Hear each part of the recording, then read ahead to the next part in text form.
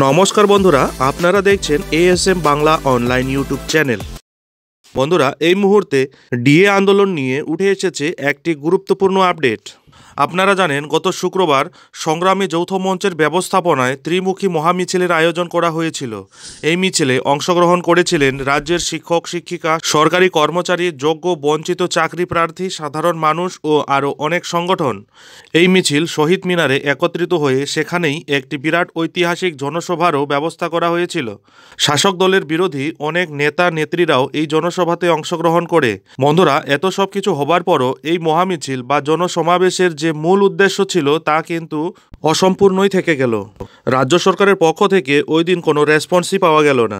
আন্দোলনকারীরা আশা করেছিলেন যাতে ওই দিন অন্ততপক্ষে মাননীয়া নিজে না আসলেও কোনো প্রতিনিধি পাঠিয়ে তাদের সঙ্গে আলোচনায় বসবে, কিন্তু না, চিঠি দিয়েও মাননীয়াকে এই জনসমাবেশে আনা গেল না। এর ফলে আরও প্রচণ্ডভাবে ক্ষোভে ফুঁসছে আন্দোলনকারীরা। তাই এবার ডিএ আন্দোলনের ঝাঁজ আরও বাড়ালো আন্দোলনকারীরা। শহীদ মিনারের ধর্ণা মঞ্চ থেকে 4 জন আমরণ অনশনে বসলেন। আজ শনিবার দুপুর 1টা পর্যন্ত রাজ্য সরকারকে আলোচনার জন্য আলটিমেটাম দেওয়া হয়েছিল, কিন্তু রাজ্য সরকারের তরফ থেকে কোনো সদিচ্ছা প্রকাশ না করায় দুপুর 2:30 থেকে শুরু হলো অনশন। ভবিষ্যতে এই অনশনের সংখ্যা আরও বাড়বে বলে হুঁশিয়ারি দিয়েছেন সংগ্রামী যৌথ মঞ্চের আহ্বায়ক ভাস্কর ঘোষ। যাই হোক বন্ধুরা, এই ভিডিওটি এখন এখানেই শেষ করছি। এই ধরনের ডিএ আন্দোলন সম্পর্কিত আপডেট সবার আগে পেতে অবশ্যই চ্যানেলে চোখ রাখবেন এবং ভিডিওটি ভালো লাগলে ভিডিওটিতে একটি লাইক দিয়ে অবশ্যই বন্ধুদের মধ্যে শেয়ার করে দেবেন।